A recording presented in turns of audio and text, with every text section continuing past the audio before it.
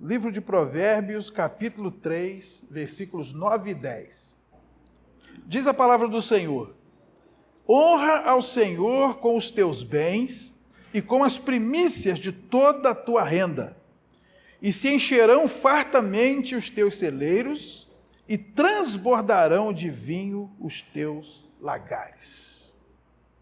Senhor, te damos graças pela tua palavra. Ela é viva e eficaz. Ela nunca volta vazia. Ela é digna de inteira aceitação. Sabemos que ela é o alimento para a nossa alma. Nós precisamos dela. E nós recebemos essa palavra com toda alegria. E pedimos ao teu Espírito que ministre a nós os teus ensinamentos. E que todos nós possamos sair daqui alimentados com a certeza de que o Senhor nos falou. Guarda também a segurança desse lugar, meu Deus, acampa os teus anjos e não deixe que nada de mal aconteça ao teu povo. Não permita nenhuma manifestação aqui, seja carnal, seja espiritual, que venha atrapalhar esse momento tão precioso. Assim nós nos colocamos em tuas mãos agora e estamos prontos para ouvir tudo o que o Senhor tiver a nos dizer. Em nome de Jesus. Amém, queridos? Pode se assentar. Se honrarmos ao Senhor, Ele nos honrará. Essa é uma verdade, irmãos. A Bíblia diz que o Senhor é digno de ser honrado. Quando lemos em Apocalipse, capítulo 4, versículo 11, está escrito lá: Tu és digno, Senhor e Deus, de receber a glória, a honra e o poder, porque todas as coisas tu criaste. Sim, por causa da tua vontade vieram a existir e foram criadas. Deus é digno de toda honra. E uma das formas bíblicas de se honrar a Deus é com os nossos bens. Foi isso que nós acabamos de ler em Provérbios, capítulo 3, versículo 9. E as Escrituras prescrevem basicamente 3 maneiras de honrar a Deus com bens materiais: os dízimos, as ofertas alçadas e as primícias. Hoje nós vamos compartilhar um pouquinho sobre a primeira delas, o dízimo. A palavra dízimo significa a 10ª parte. Olha o que está escrito em Levítico, no capítulo 27, dos versículos 30 a 34. Diz assim: também todas as dízimas da terra, tanto dos cereais do campo, como dos frutos das árvores, são do Senhor. Santas são ao Senhor. Se alguém das suas dízimas quiser resgatar alguma coisa, acrescentará a sua 5ª parte sobre ela. No tocante às dízimas do gado e do rebanho, de tudo que passar debaixo da vara do pastor, o dízimo será santo ao Senhor. Não se investigará se é bom ou mal, nem o trocará. Mas se de algum modo o trocar, um e outro serão santos, não serão resgatados. São estes os mandamentos que o Senhor ordenou a Moisés para os filhos de Israel no Monte Sinai. Nós podemos encontrar na Bíblia, de ponta a ponta, diversas pessoas honrando a Deus com os seus bens materiais, principalmente o seu dízimo. E isso não começou porque Deus pediu, até porque Deus não precisa de dinheiro. A Bíblia diz que Deus é dono de tudo. Quando lemos no Salmo 24:1, está escrito: ao Senhor pertence a terra e tudo que nela se contém. Em Ageu capítulo 2, versículo 8, diz: minha é a prata, meu é o ouro, diz o Senhor. E em Atos capítulo 17, versículos 24 e 25, está escrito que Deus não é servido por mãos humanas, como se de alguma coisa precisasse. Ao contrário, é Ele quem nos dá a vida, a respiração e tudo mais.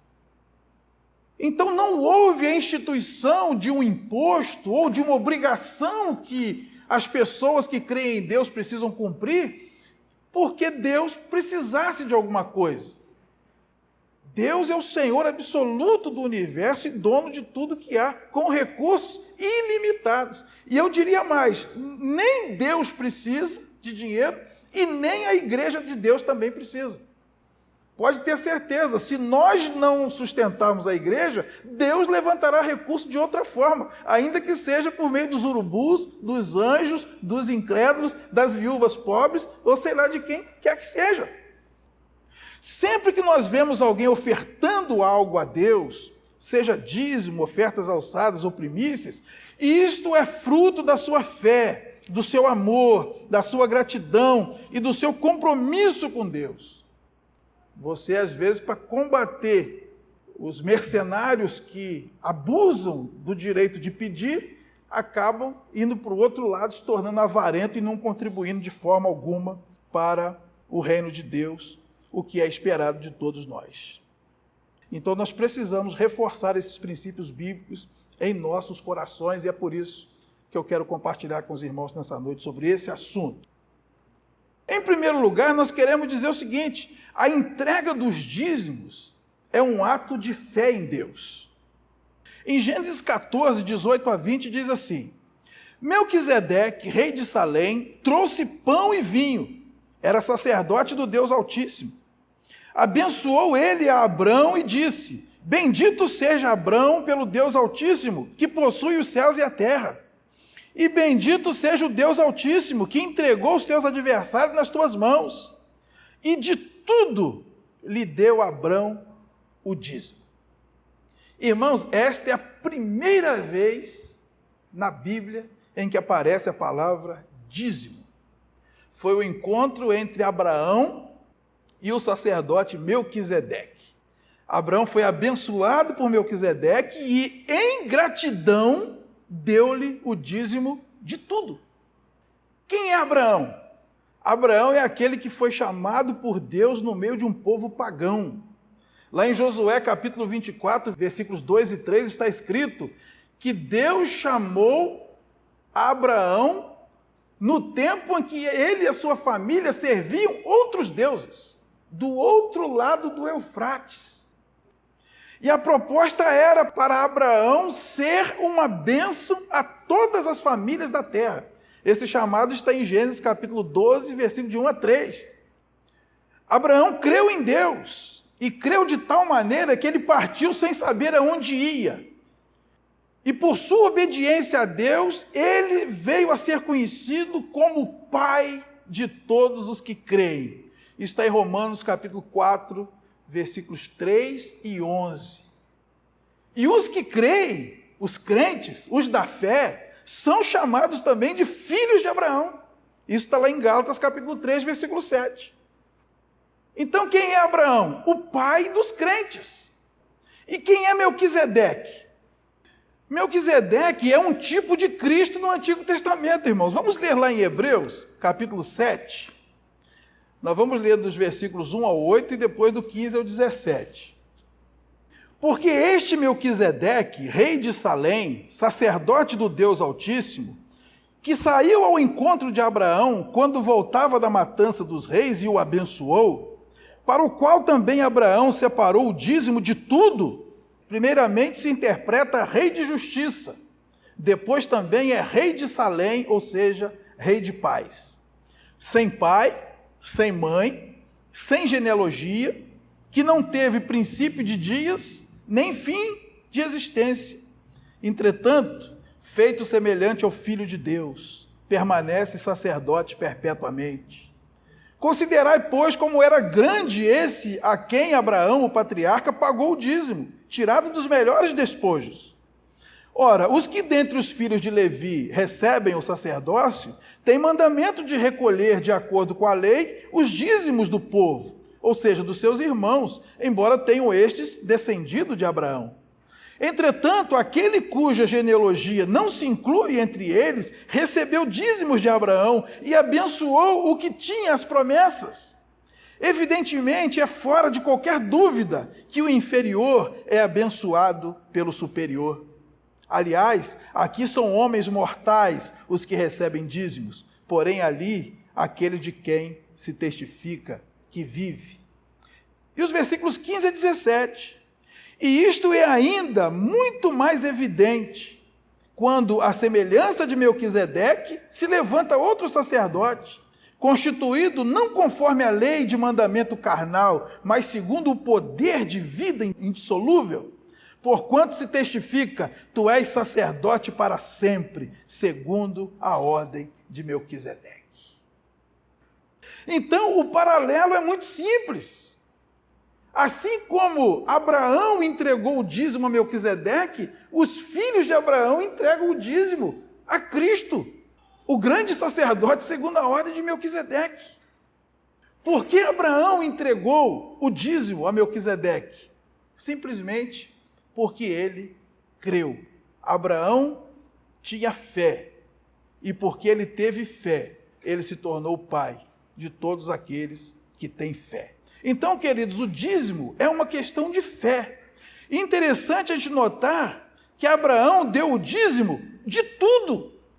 Logo depois dele, o seu neto Jacó, lá em Gênesis 28, 22, também disse: e a pedra que erigi por coluna será a casa de Deus, e de tudo quanto me concederes, certamente eu te darei o dízimo.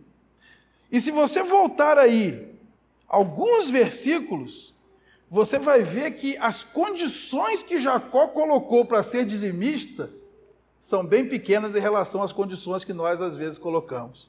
Olha o que Jacó diz no verso 20 de Gênesis 28.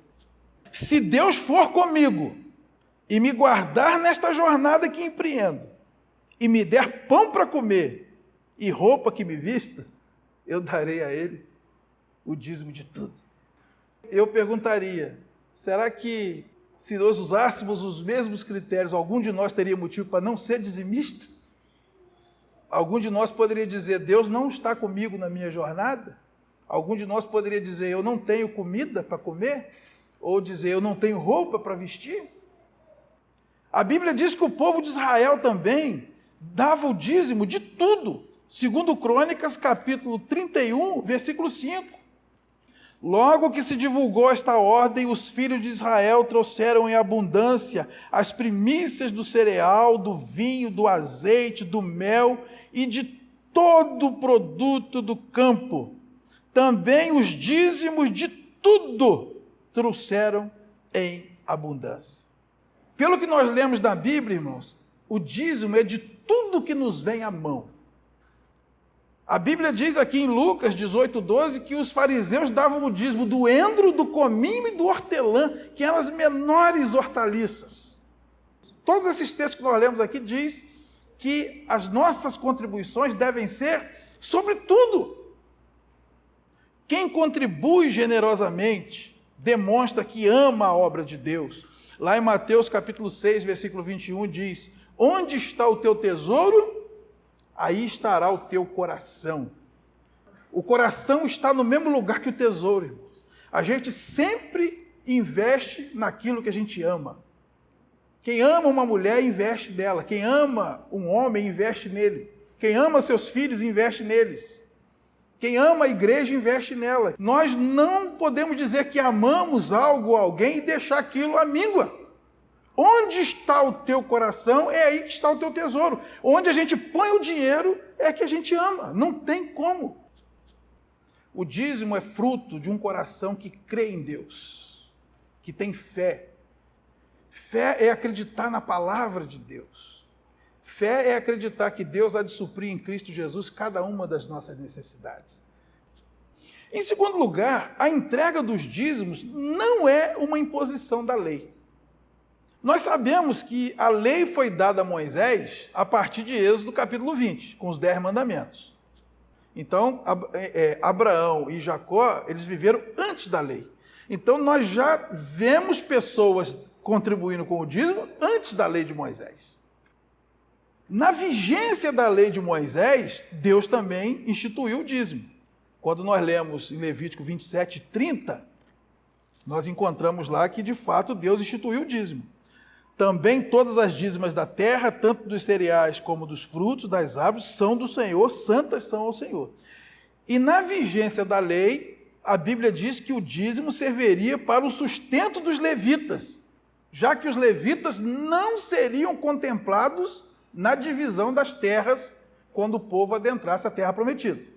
Então as outras 11 tribos contribuiriam com o dízimo e esse 10% de cada uma das 11 tribos serviria para o sustento dos levitas, que ficariam incumbidos de cuidar do tabernáculo, da música, do culto e de todas as coisas concernentes a Deus. Isso nós podemos ler em Números, capítulo 18, versículo 21.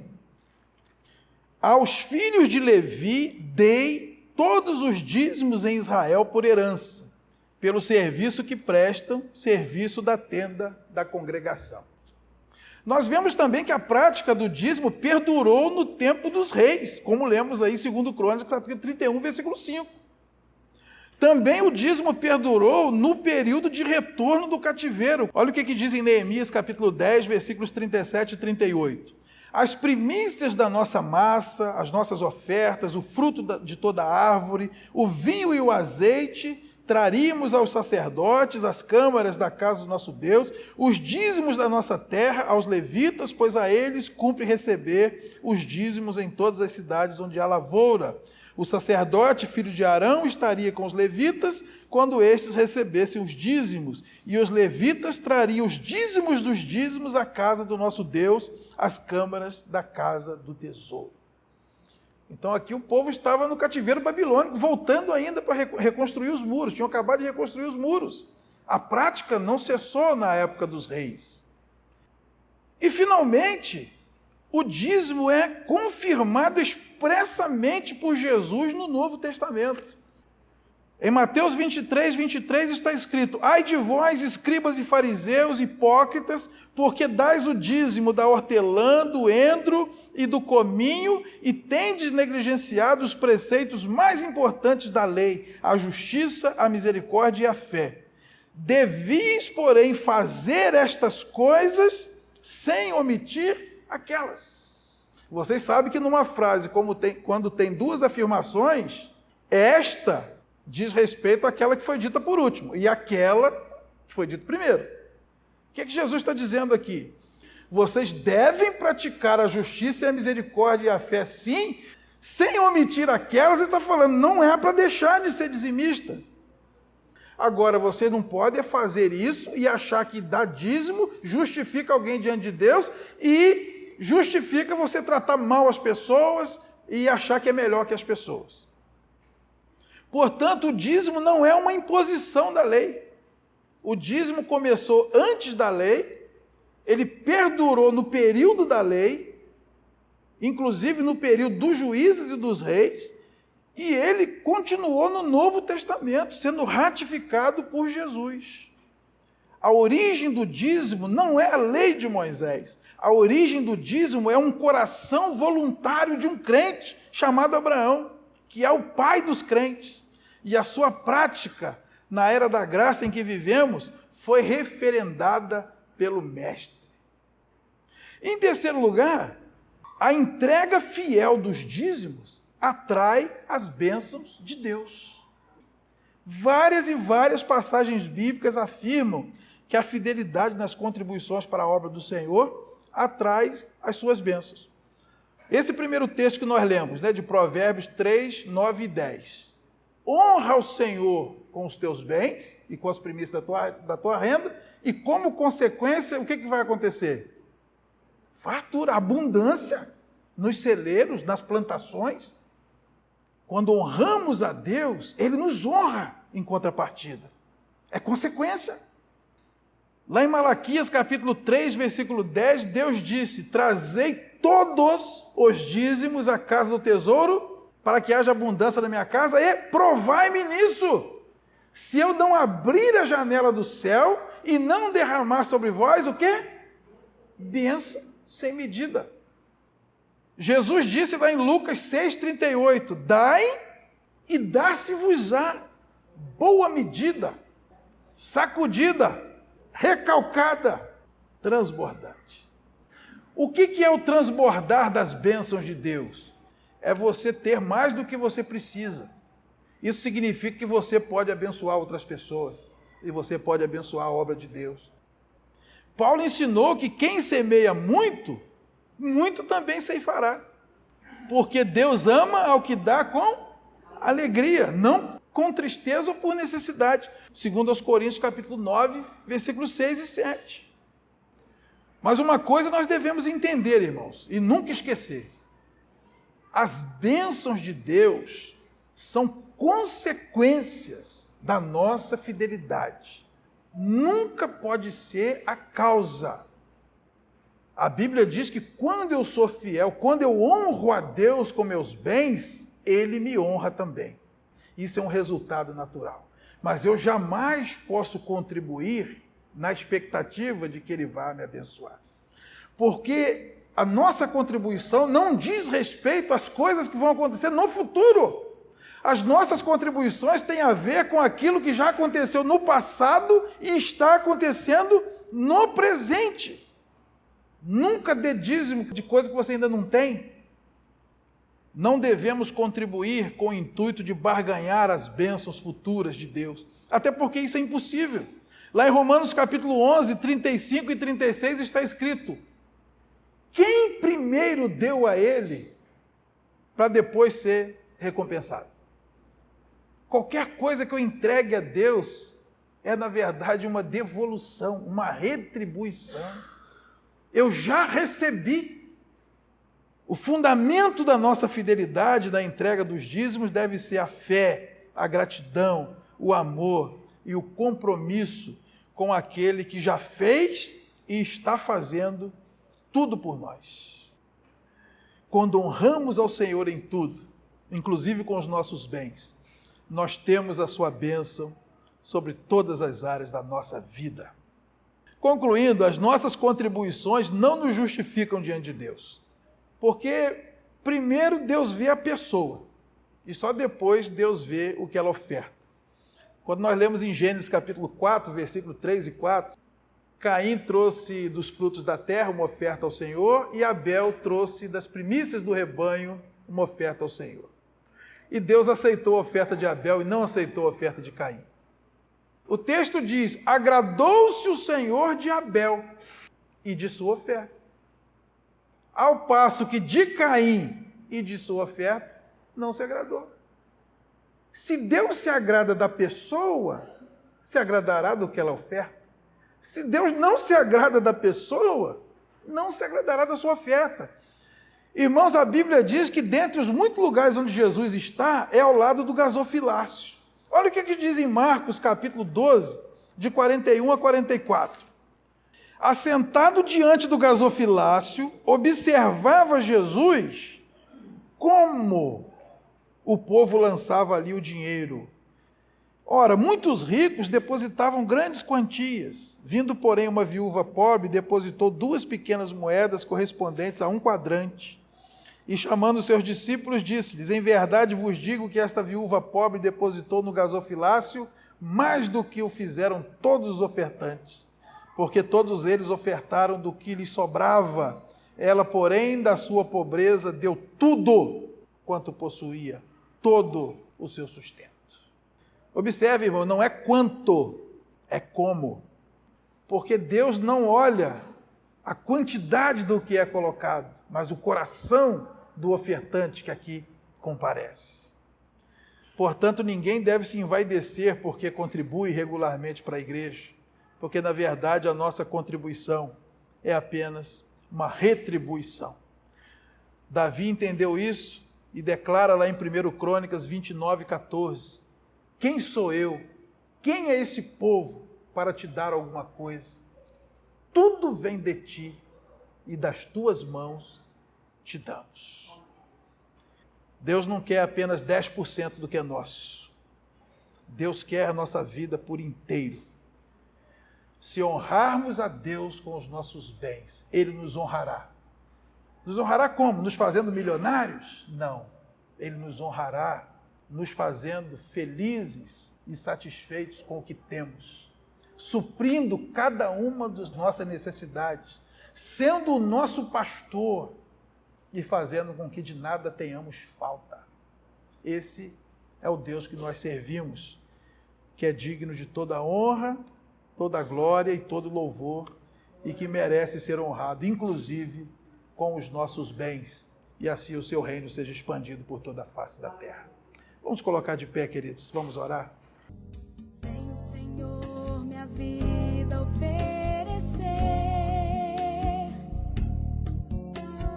como oferta de amor e sacrifício. Quero minha vida a Ti entregar como oferta viva em Teu altar. Venho, Senhor, minha vida oferecer como oferta de amor e sacrifício.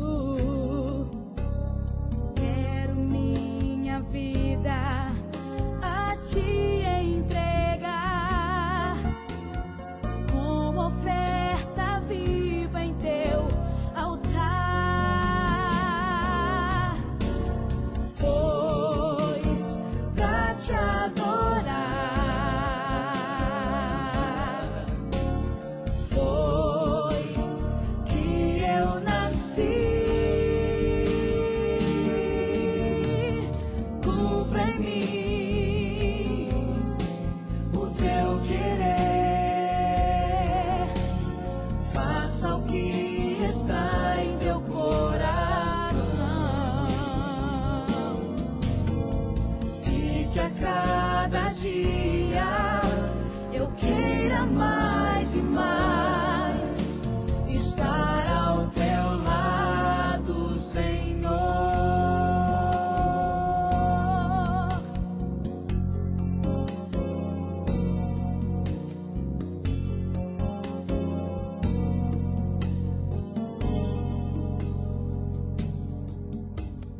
Venho, Senhor, minha vida oferecer como oferta de amor e sacrifício. Quero minha vida a Ti entregar como oferta viva em Teu altar.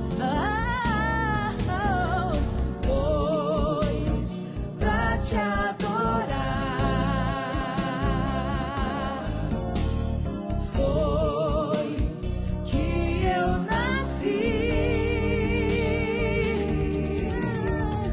Cumpra em mim o Teu querer, faça o que está em Teu coração, e que a cada dia eu queira mais e mais estar ao Teu lado, Senhor. Pois pra Te adorar foi que eu nasci. Cumpra em mim o Teu querer, faça o que está em Teu coração, e que a cada dia eu queira mais